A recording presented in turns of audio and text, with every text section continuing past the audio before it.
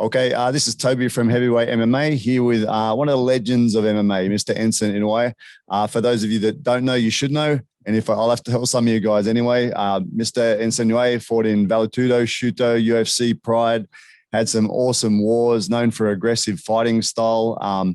Many wars online you can have a look at, and also so many interesting stories. A man of many interesting paths in life. I've found quite a lot of interest listening to some of your podcasts in the come up to this interview.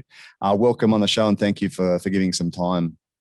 Thanks for having me. It's kind of like if you're under 40 years old and you know him, you're a good MMA fan. It's kind of true, but you're still popping up in highlights everywhere, and still YouTube searches or anything will still find you, man. So that's cool, man. That's cool. That's it. So yeah, just discussing before we jumped on record that you'd been in Macau before. What was that for, man? What's that? What were you in Macau for at that time? Was that for one of the events here? It's a stopover. No. What happened was I go to China a lot. So I would go to Zhuhai and walk over to China. Oh, okay, yeah. So it was, I fucking hate China, man. Going to China was like the worst trip. So what I would do to treat myself is on the way to China, I'd stop in Macau and go to the sauna. Yeah. Spend the night in the sauna, go to China, suffer, come back on the way back to China when I'm going back. Because I made it a round trip from Thailand. Yeah. From Thailand, I'd fly to China and via Macau. Yeah. So that was my going and coming back. I was stopping in Macau, and that's probably, I don't know if you met me going or coming back, but yeah, it was one of those trips where I was taking my sanctuary, going into food hall, getting massages, getting freaking pedicures and manicures, and yeah. Macau's definitely known for gambling and saunas and whatnot. But actually, if you have the right guide, it's actually the same thing pretty much in China. But you got to have that knowledge of where to go and everything. But there's some awesome, places over there as well. Except the casinos and the saunas. Yeah, well, that's what it's known for here, right? Yeah. So. Hey, Enson, listening to, like I said, I listen to quite a few podcasts, and it seems, looking you up, it's like your tales of your life and everything are just as highlighted as your fights themselves. It seems like you run into adventure every turn, especially in your foray in Japan. It's quite interesting. Yes, man, it's crazy life, man, like a storybook life I live. Yeah, and the interesting thing I hear, like you've got so many things happening and everything, and you mentioned about saying that you're very happy with yourself and your life and what you've done and everything, and that you'd be, if you were to die today, this is what you mentioned before, if you would die today, that you'd be happy with that sort of thing, that you're with what you've done in your life and everything. Is that part of your personal sort of code? And do you feel like that every day, like that old style of today is a day to die, like today's a good day to die is an old sort of maybe broken down samurai sort of saying, correct? Yeah, it's almost like a motto that I live by, that, death will eventually come, and you can't avoid it. Yeah, and for me, I think I lived my life to its fullest. And of course, there's because now I have I've met Sarah. She's like the most awesome woman that I've ever met. Of course, with her, I want to spend more time here. But if I really look at the whole outcome of my life, I've done a lot. I've done more than more men have done in 4 lifetimes. So I'm really happy. I mean, I do want to live a little longer, but if I have to go for the right reasons tomorrow, I can say I'm in my heart, I'm stably ready to go. Yeah, the one I listened to, I was actually in Macau driving over one of those bridges this morning, listening to some young guys talk to you, and you were saying if a bullet was coming for one of your loved ones, you'd happily take it as if it's to save the life of someone that's close to you, right?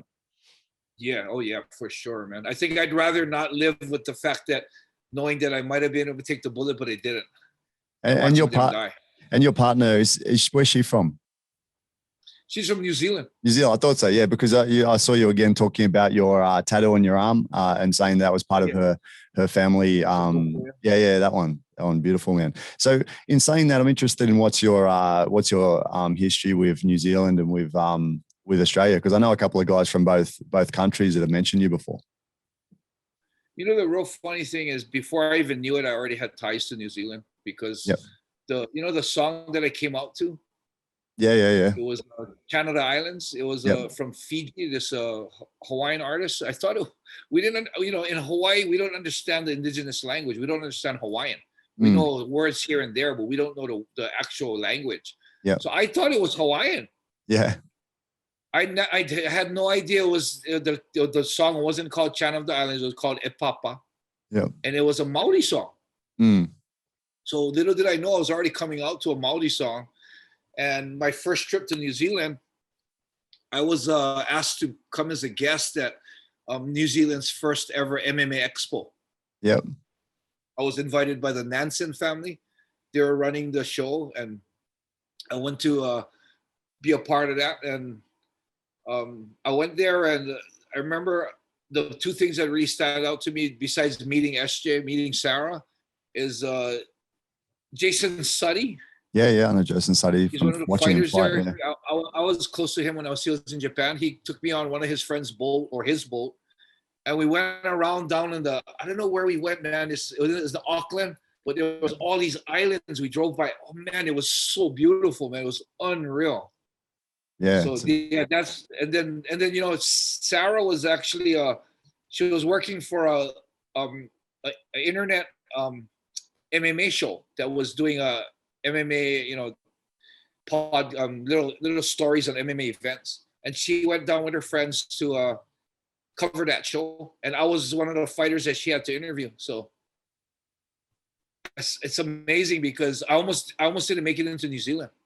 Yeah, because I had sleeping pills in my thing. I had some sleeping pills I bought from Thailand that I didn't know had morphine in it, and I had about 6 of them, and they said, oh, at that level, I could be charged for distribution. Wow, amazing. And I'm like, holy shit. So, but the cops actually came down to the airport. They talked to me, had me sign a paper saying that, you know, I understand what I did. I'll never do it again. And I barely with the skin of my teeth got to get into New Zealand. That was in New Zealand. So that's funny, man. That must have been like a flashback, right? The guys have found something. You're like, oh, shit. Again. I didn't think anything wrong. Yeah. So I remember they went to, I had my little pill, has like Motrin, is anti-buffer and for painkiller pills. And then I had the sleeping pills for the plane. And then I had Viagra. I just always carry Viagra. You never know when Viagra could help you, you know? And I was kind of joking around because I didn't think it was a big deal. So when they started taking my pills, I told them, shit, I said, hey, you can, whatever is not allowed here, you can take it, but don't take my Viagra. I just joking around with them. It's the most important, right? Yeah. And then it came out that it got real serious that it was like a class C drug in New Zealand, the sleeping pills, because they had morphine in it. Wow, amazing. And yeah, so I got really lucky to get into New Zealand. True, man. I mean, you've seen now New Zealand's really come on the scene for MMA, right? In the last couple of years, you obviously pay a lot of attention to the fighting sports. Like, how good are the guys down there? And even more so, apart from their fighting ability, is how well they carry themselves from me as sports people, you know? Yeah, and also, I had 2 New Zealand sparring partners. Yeah, who are they? There was one guy's in the news now, man. One was Peter Leatua. Mm. And the other one was, do you know about the huge news about Anthony Netzler? No, I don't. Oh, shit. He for some reason, after we became sparring, after he was my sparring partner in Japan, he moved out of Japan, went back to New Zealand, and he became a bodyguard for like a lot of famous people. And I think one of them was Rudd, Mr. Rudd from AC/DC, the drummer. Mm.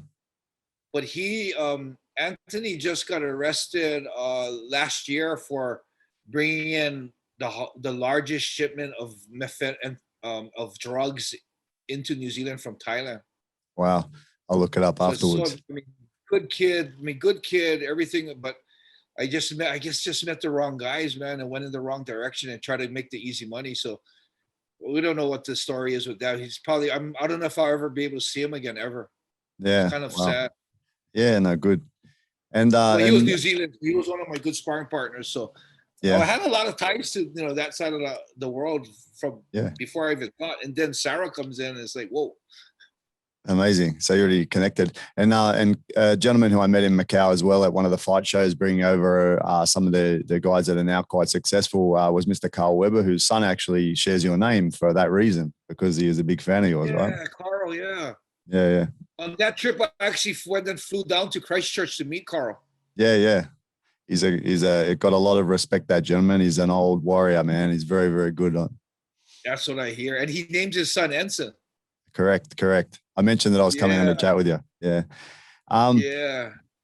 Yeah, so I wanted to also just talk about Larry for a second. So Larry Papadopoulos, Australian, fought in Japan in the early days as well, one of the pioneers of Australian MMA. And I was talking to him. I said, "Oh, Larry, I'm going to have a chat with Enson. Anything I should talk about?" And he mentioned some long lost files about some video that was called Crazy Jiu-Jitsu. I tried to look it up, but I couldn't find it. So I just want to ask you, what was that?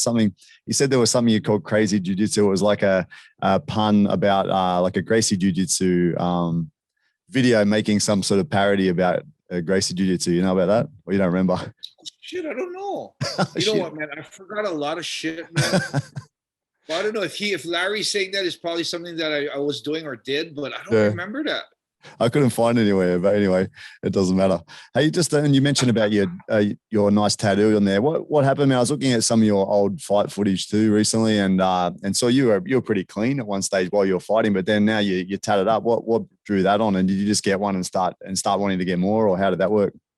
Well, it was I kept it off for a bit because in Japan it's really frowned upon. Yeah.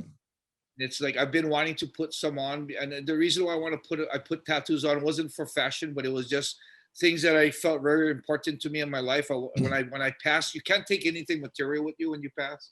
Yeah. So I figure when they cremate my body, they'll cremate all my tattoos that are dear to me. So I held off on it because of fighting, because I didn't want to have too much tattoos, because in Japan it's really, really frowned upon. So if you notice, after my fights is when I started putting on the tattoos that I wanted to. And it was all tattoos that mean something to me. It wasn't like a big plan that I wanted a full body tattoo. It was more, I want to put this on. This is super important. Boom, right here. And it just happened. Like, this is one of the newest ones. This is a Moko. It's, this tattoo too. I wasn't sure if I wanted to do something like this because I'm not Maori. So I didn't want to, this Asian guy got a Maori tattoo, like what the fuck, but, Uncle Derek, I don't know if you, I forget, he actually became Sir Derek now, but Sarah's Uncle Derek, and one of his apprentices, they offered to do one for me, man. It was like they were doing it for me as a gift, and you can't, from what I understand from Sarah, it's like you can't really get, much higher. Hinare was one of the guys who did my tattoo. Uncle Derek was right there watching it. He okayed it. And it's a real important tattoo. It represents Sarah. Yeah. It represents her iwi, her uawa, her river. And it represents her her protection god, so it's all about her, man, this arm. And I figured this is my strong arm, my right arm. So it's about protecting Sarah, yeah. So yeah, awesome. Yeah, all my tattoos are like that. Like, this one's important. I'll put it here. This one, I'll put it here. So, yeah. And just you mentioned the full body thing. Did you ever consider that? Like Japan, they have some of the sickest tattoos. There's actually an artist not far out of Tokyo that I want to visit. I've been putting it off, and now obviously the last couple of years haven't been able to. But I want to get back over there. His name's Horomitsu. He's not too far out of Tokyo. I don't know the exact place, but I plan to get over there one day just for that, just to get a decent sleeve, off him. I got a lady working on me. She's called Horiden, but she's really good. I mean, she's like the best artist I've ever had work on me. And if I knew her before, I would probably want a full canvas of her tattoo. Yeah. But no, I never thought my tattoos would get to this point. It was really seriously one more here. Okay. And then, it's not, people say, you like pain. I don't like pain, man. Every time I get a tattoo, I'm like, fuck, why am I doing this? And then as it ends, I'm like, oh, good, I'm not getting one anymore. And then as a couple months, so 3-4 months pass, a year passes, and I see something dear to my heart, I'm like, I want to put a tattoo on like that. And as soon as it starts, I'm like, oh, fuck. Now I remember the pain. Why am I doing this again? It was kind of interesting. It's like a repetitious cycle. It's a weird thing, but it's all geared around your life, man, of challenges and achievements and stuff. It is an achievement in itself, right? Getting a tattoo. And then if it's representing something that's important to you, it's all part of it. Yeah. Yeah, for real. So being in not far from you guys, I've traveled through a few places: Hokkaido, Sapporo, Osaka, Okinawa, Tokyo, Yokohama. It seems like such a beautiful place, you know. And on the surface, to the tourists like myself coming in, it seems like everyone's so well mannered. It seems like a really clean and safe type of place. I was wondering, what are the differences for you from being like Hawaii to Japan? Like, what are the big sort of key differences about the place? A big key difference, the biggest thing that I really love about Japan is the people's mannerisms. They're really private. They give you your privacy. They're real polite and they have mannerisms. So I really like that about the people. About the country, I like it because it's really safe, very, very safe and very clean. Yeah. But like Japan, even till today, you can actually go into a 7-Eleven with your car running without having to worry about anything. Yeah, yeah. You can lose your wallet and pretty much 99% of the time get everything back, everything, money and all. It's amazing how safe and honest this country is still. You know, that story you just said, I went to Osaka, and as I was going to the airport, I had to pay something or do something, and I lost my wallet. So I lost it at the airport. I didn't know where it was within the taxi. Did I drop it? I ran around frantically. Lucky I still had my passport and everything. My company had a few connections over there. They asked around, got it back, got everything. I had like a couple $1,000s in it because I was traveling. I wanted to have some money on me, and I got everything back, like nothing missing. Like you said, exactly the case. That crazy? Isn't that crazy? Like in America, man, you lose your phone or your wallet, it's pretty much start canceling your cards, start calling your phone service. You know what I mean? It's like, it's crazy how Japan is. I love it like that. Yeah, amazing, right? And you've been over there for 30 plus years, I think you said. What is it that attracts you to there? 31 years in September. 31 years. So what is it that makes that place feel like home? Is it because of your roots drawing you back there? Is it, like you said, the mannerisms of the people? Is there anything particular? To be honest, when I was in Hawaii, I didn't consider myself Japanese. Yep. I mean, I consider myself Japanese, but when I got here, I was thrown a big culture shock. Like, you're not Japanese, you're American. Yeah. So I had this little chip on my shoulder for a while that I'm not Japanese, I'm American. Yeah. So for me, of course, I was curious to see my roots, but that wasn't the reason why I went back there. It was just because I had a free trip, a racquetball trip to Japan. Yeah. And I hated it for the first 2 years. I still vowed that I want to go back to Hawaii for the next 4 years. And I think in a matter of like maybe 8 years later, living there and learning about the country and everything, I fell in love with the people, the mannerisms. And now for me, I believe this is my home, is because not only have I lived more of my life here, I've been here 30 years. I've been in Hawaii for 24 years. So not just that, is who I am has been established here.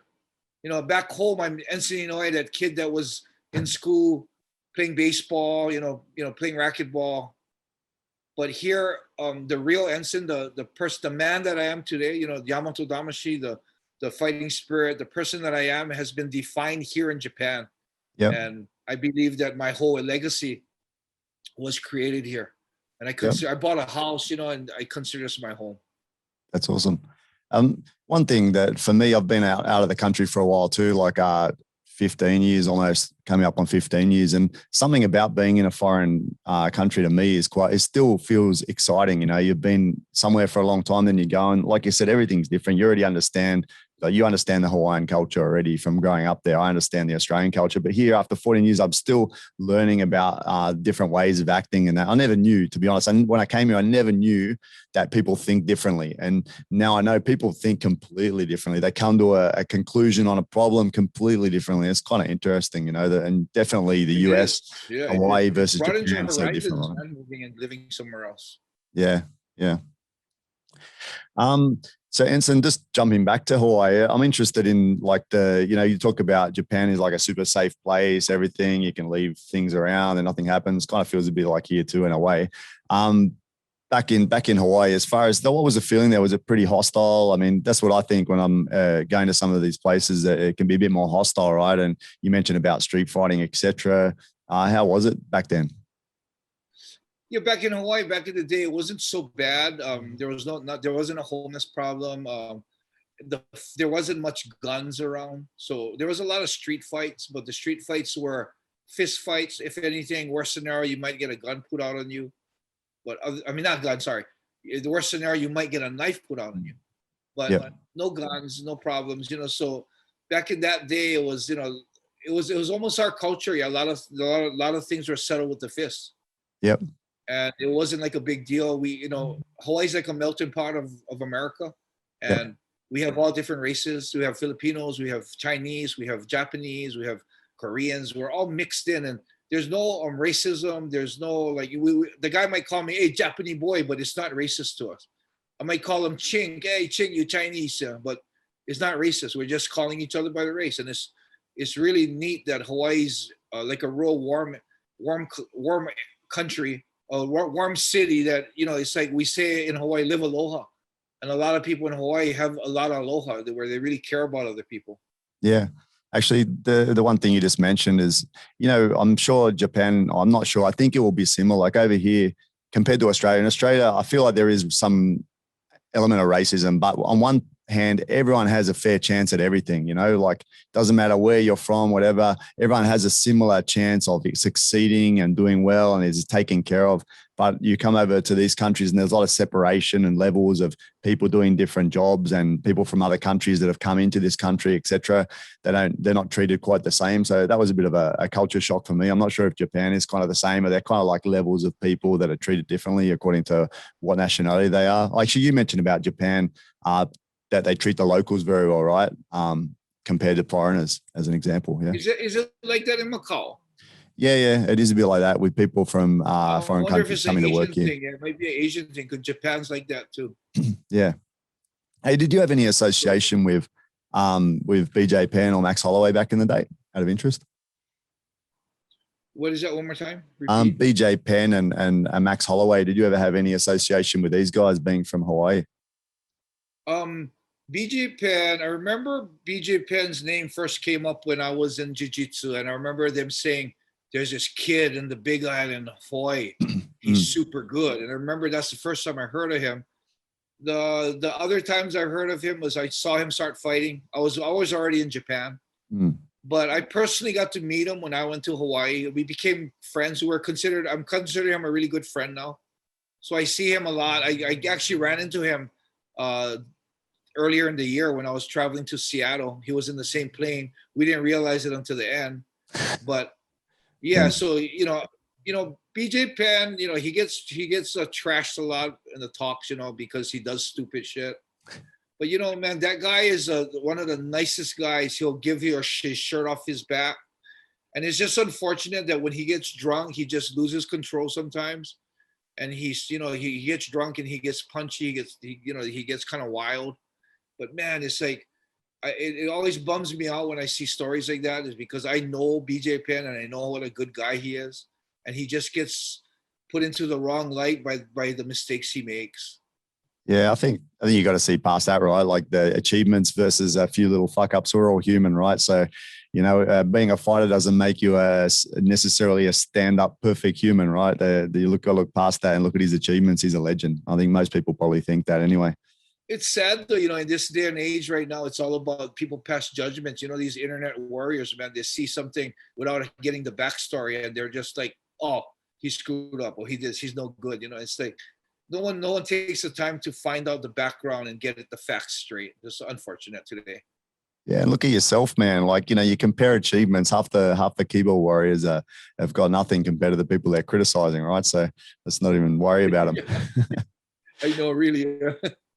Now, Enson, I wanted to just talk about one more thing before I get a bit more serious about the fighting side of things. You mentioned quite a few interviews. It's pretty obvious that you've had associations with Yakuza. I think everyone's kind of interested in that, me in particular, because our company is sort of looking at some work over there, etc. And I'm interested in it. I've read a bit about Yakuza, etc. What do you think as far as like businesses coming over there? Did they have danger as far as going over there to do business? Like, what would they necessarily run into when they deal with Japanese society bringing new business there, like a casino?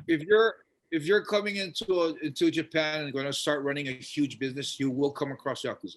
You will have to deal with Yakuza. You will have to be associated or have friends that have friends that are Yakuza. Yeah.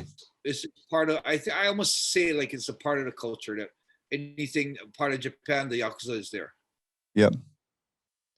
Yeah, it's quite a interesting thing, man. I've listened to quite a few of your stories, and you've got so many stories about it. So what was it that made you kind of build your reputation amongst these guys? Like, there must have been times that you really cemented your reputation, other than fighting. Obviously, this is the key one. They see your warrior status and what you do, and then outside of there, you have to build your reputation with them, right?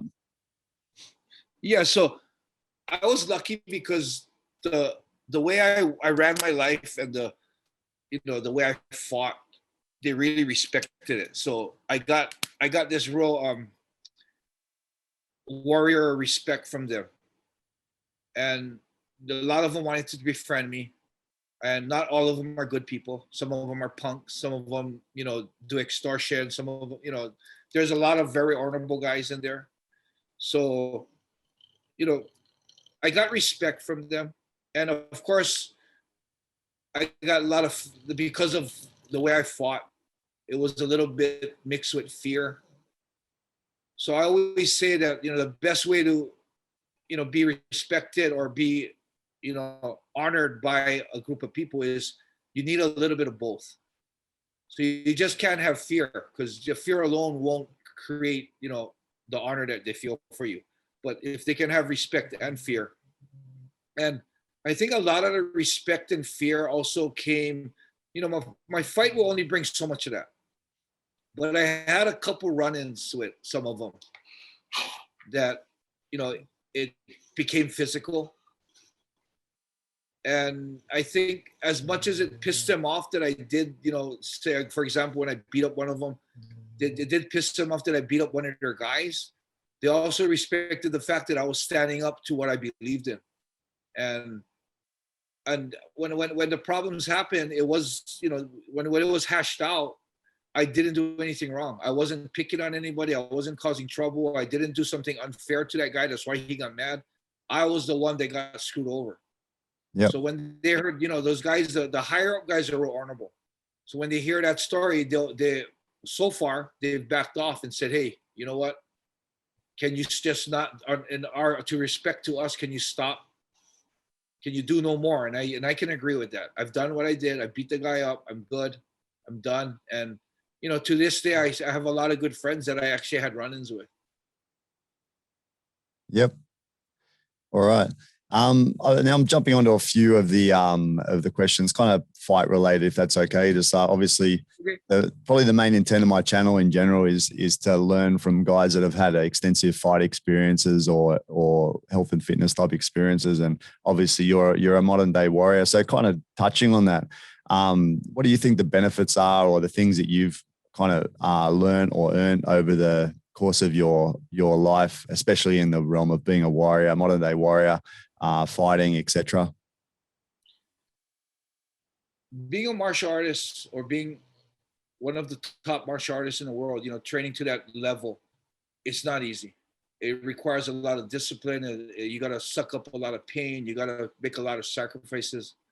And the unfortunate thing I see about today's fighters is they separate both of them. They don't understand that what they acquire and learn in fighting, they can apply it to their everyday life. They can be like someone like John Jones, a most disciplined fighter, the best fighter in the world, but a total fuck up on the streets. And he can't apply the discipline that he's learned in the ring to the streets. So for me, I think what helped me, the martial arts helped me the most is I was able to tie the two in together. So I was able to, apply the discipline and the strength on my heart and the sacrifices that I made for things that I needed. I was able to apply it in everyday life. And that's one of the things I try to emphasize to my students a lot. Like, Tsuyoshi, he just lost his last fight. And he needs to apply a lot of the stuff that he does in training to his everyday life. The fact that he tapped out, people ask me about that. Like, oh, Enson student tapped out. Like, it doesn't matter to me. It's a matter of what happened inside his head when he tapped out. And what happened was, I believe that he didn't groom himself well enough. You know, he was tough in certain aspects of his life.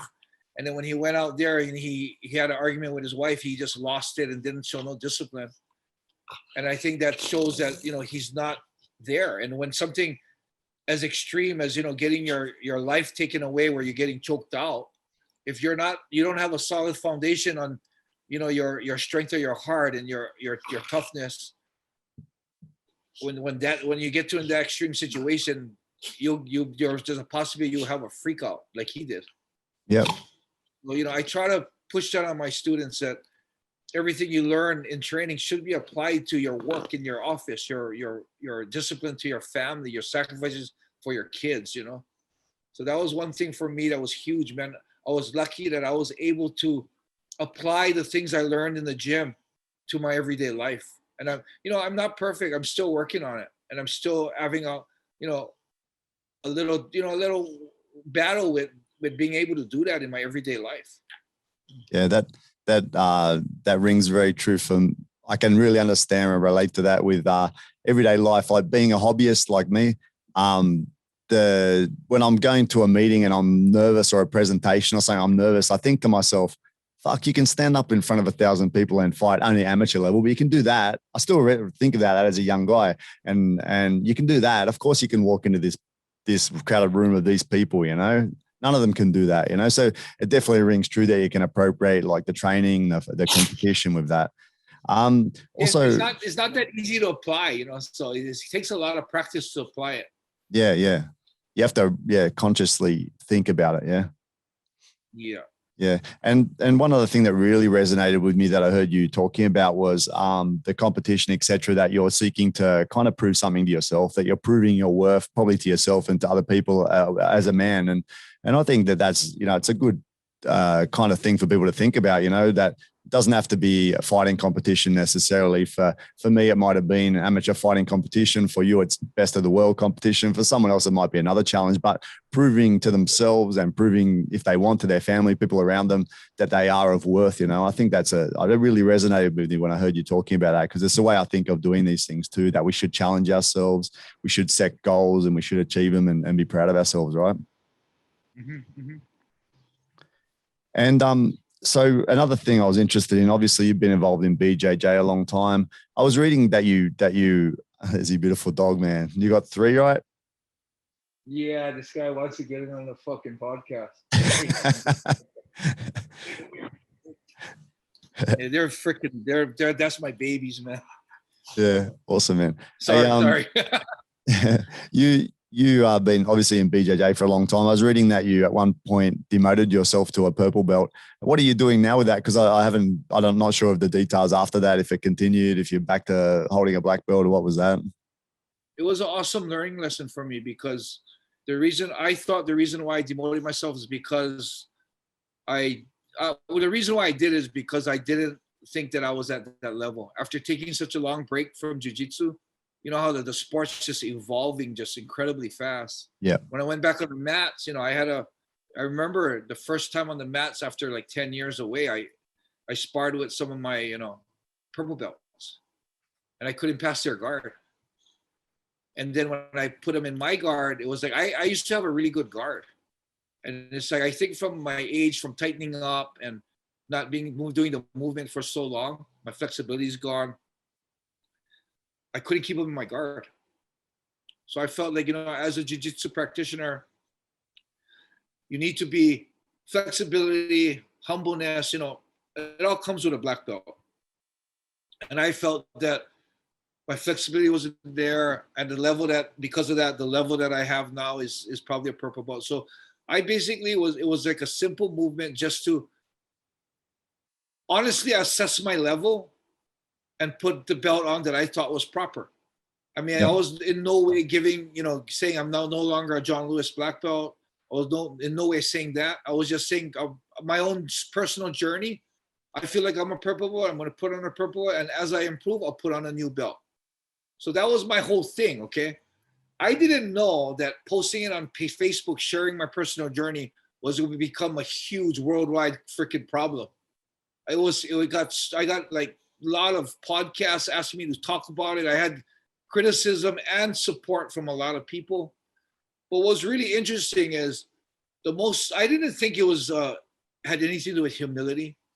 I remember a lot of people coming on and saying, man, that's the most humble thing that someone can do is demote themselves.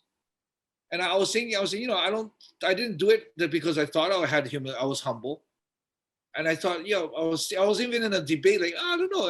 I don't know if it does really show that I'm humble, because I didn't feel that way at all.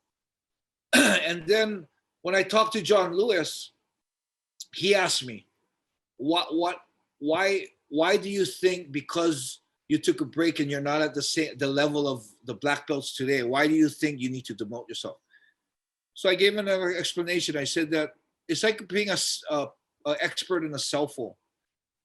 Say I quit the business for 10 years. And when I quit the business, there was flip phones. 10 years later, I come back and there's all these freaking smartphones around. True. And it's like, I'm not going to say I'm an expert in cell phones anymore, because I have no idea how to use it. I wouldn't even know how to turn on a smartphone.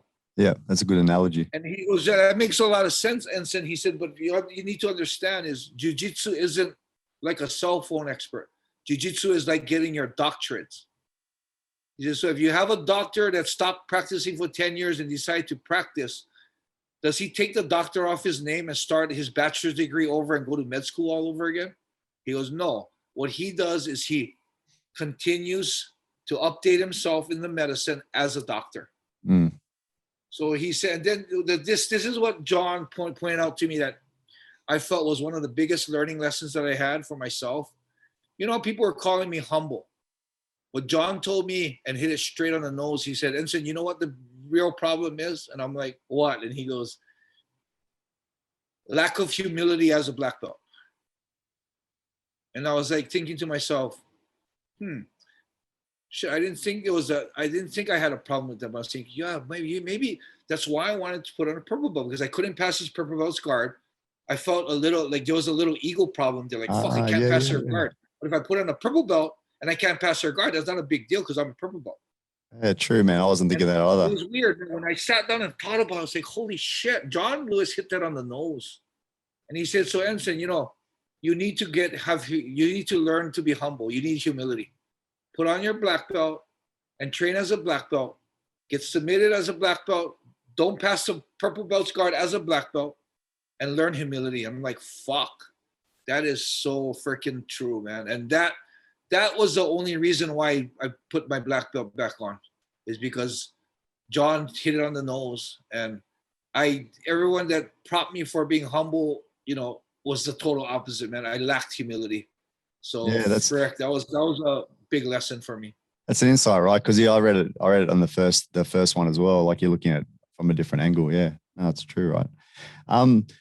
As far as BJJ and MMA and everything, what are your feelings on competition? Like, do you for your students, etc.? What are your feelings? People should compete. I think to each his own. Yeah, if they feel like they want to be a sports practitioner, they want to sport. BJJ is freaking awesome, man. I recommend them get into it. If they want to be an MMA fighter, I also recommend it. But I also recommend that they need to always understand that there's BJJ for the streets and BJJ for the sport, and you can't be doing barambolas and that inverted movements when someone's on top of you, going to be able to stomp you or come straight down with a punch on you. Yeah, so there's a lot of stuff that you can't do in MMA, and I personally, as a personal practitioner myself, I don't like the new style because I suck at it. And they'll do shit that I don't understand. So that's just me personally, just because I'm not good at it, I don't like it. But as far as the sport itself, man, it's freaking amazing the shit they're doing nowadays. The stuff they're doing is like, oh my God. I mean, it's like over and above what the Gracies have innovated. Unbelievable. And it does find its way into the UFC sometimes too, right? Like, you saw Ryan Hall the other day trying to do a strange sort of move into a leg lock or something, and then someone else on the weekend even, I saw someone do something. I can't remember who it was, but they did something where they put themselves in danger and got cracked in the head for their troubles, right? Yeah. Yeah. Doesn't always translate, right? Your philosophy is on with the competition, your psychological preparation for yourself and for your students. What was your psychological preparation? I mean, obviously you've come up against some killers, man. So how does it affect you, and what do you do to prepare? Well, for me, I don't necessarily have the same psychology for my students. Depends on what my students are like. Yeah. But I can only speak of myself. So my whole psychology, well, first of all, my whole reason for fighting wasn't to win a championship or get rich or get famous. My whole reason for fighting was to test myself and to put myself into predicaments that make me a stronger person. So if you notice the opponents that I chose, I've never chosen an opponent that I think I could beat. I thought, which you never see today, is I chose opponents that I thought would break me.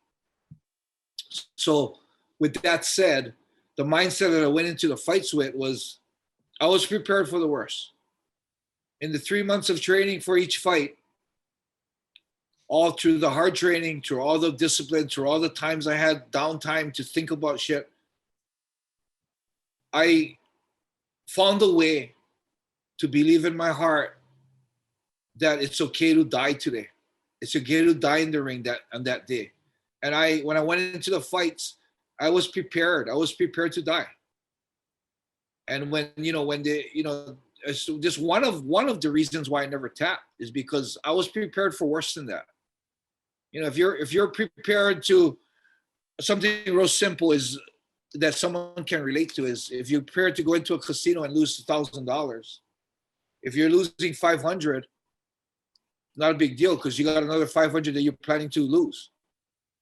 But if you go into a casino planning to lose 300, and you're at 300 and you're pulling out another 400, you're stressing out because you're already going over what you expected to do.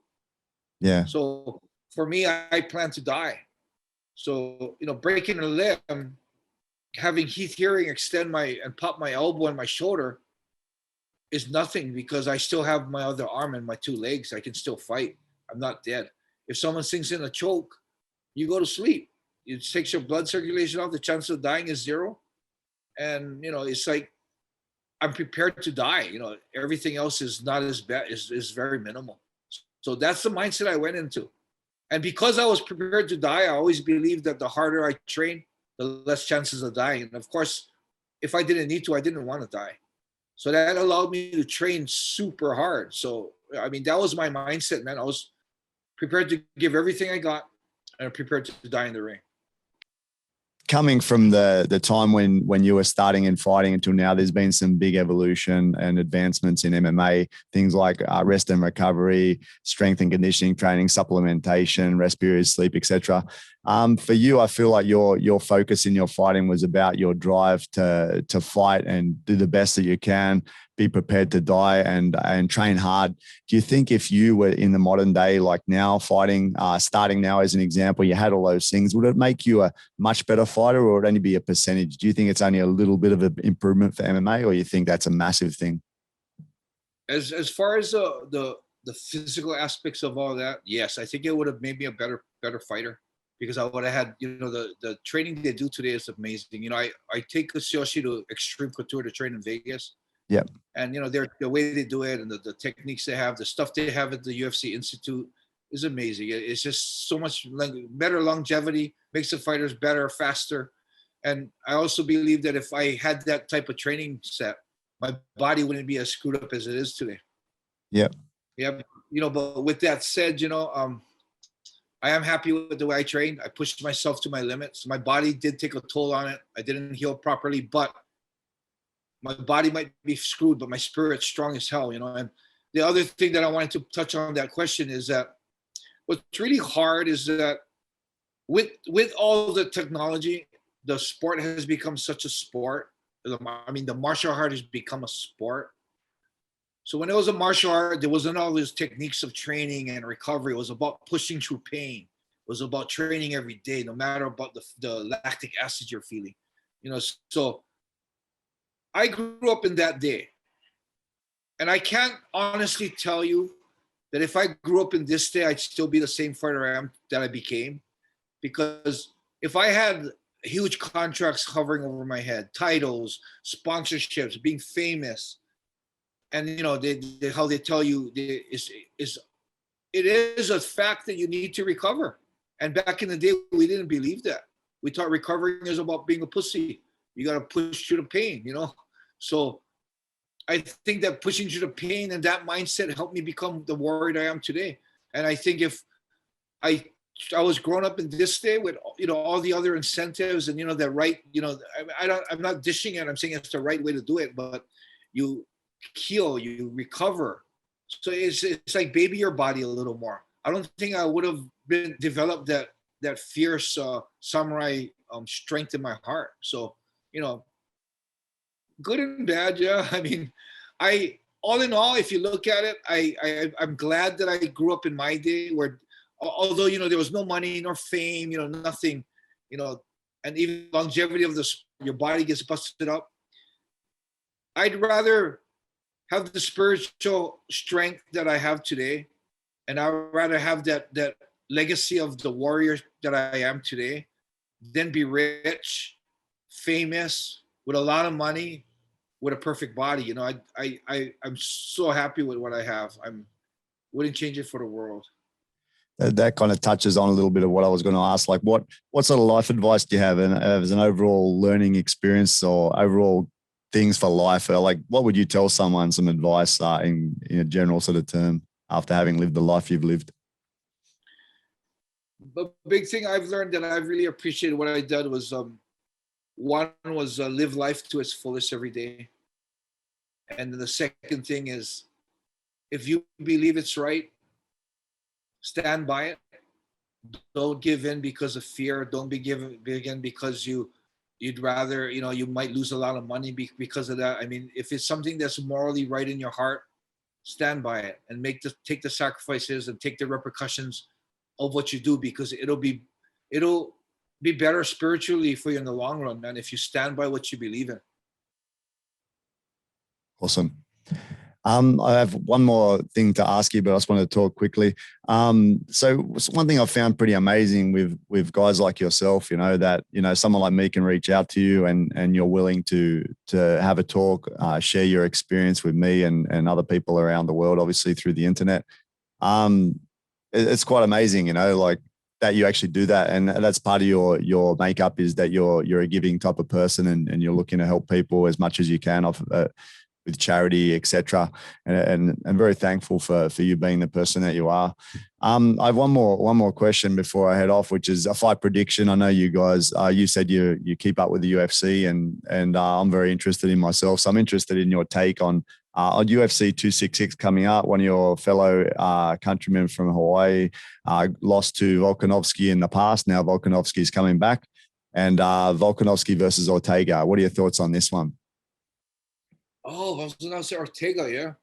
Yeah. I can see both guys winning in different ways. I think Ortega's ground is sick, and Ortega, if he gets him to the ground. But if I had to put money on it, I don't think with Volkanovski knowing that Ortega's dangerous on the ground, he's training to avoid that. And I think his striking is a lot better than Ortega. And I think if I were to have to guess on the fight, I would say that I would pick Volkanovski by knockout in like the third round. I think awesome. He's not gonna be able to take him down. Ortega's not gonna be able to take him down. And you know, he's eventually gonna start tagging him up enough that he's gonna break Ortega. I do some prediction podcasts with one of his teammates, so we'll be happy to hear that the great Enson Inoue is picking him. So that's good. Yeah, on the other hand, a couple of old school legends on the same card in Nick Diaz versus Robbie Lawler. They haven't fought for like 15 years against each other. They're having the rematch. What do you think? What are your thoughts on that one? I think, man, I love Robbie, but I think Nick's the problem. Nick's been out, but those guys are triathletes. They stay in shape. I think Nick's type of standing isn't the type that Robbie Lawler can to capitalize on. You know, if Nick were to throw down with Robbie's super dangerous, but Nick will keep the distance. He'll pick him apart, And the strength with Nick too is if he ever gets him on the ground, his jiu-jitsu is head over heels better than Robbie. So all in all, of course, in MMA, you never know what can happen, but I think the percentages are with Nick. Yep, awesome. So yeah, thanks for those predictions. Just wanted to get your take on it because we're going to be for sure we'll be talking about these soon. I want to know what you thought of it. So just the last point again, just want to say thank you again, Enson, for your time. You know, you're a great man. You're giving a lot of time to different people and you're helping a lot of people in Japan, etc. So yeah, thank you very much for your time. Well, and also I want to give you back a shout out. Martial arts has made me who I am today. I have everything that I have. I have this house. I have this beautiful life. And the person that I am is because of martial arts. And I'd like to thank people like you who help promote the sport, doing podcasts and just bringing out the sport to light to everybody, man. And you guys are helping the martial art, the sport that's actually made me who I am today. And I really appreciate it. That's how I'll always make time for people like you. Great. Thanks for that, Enson.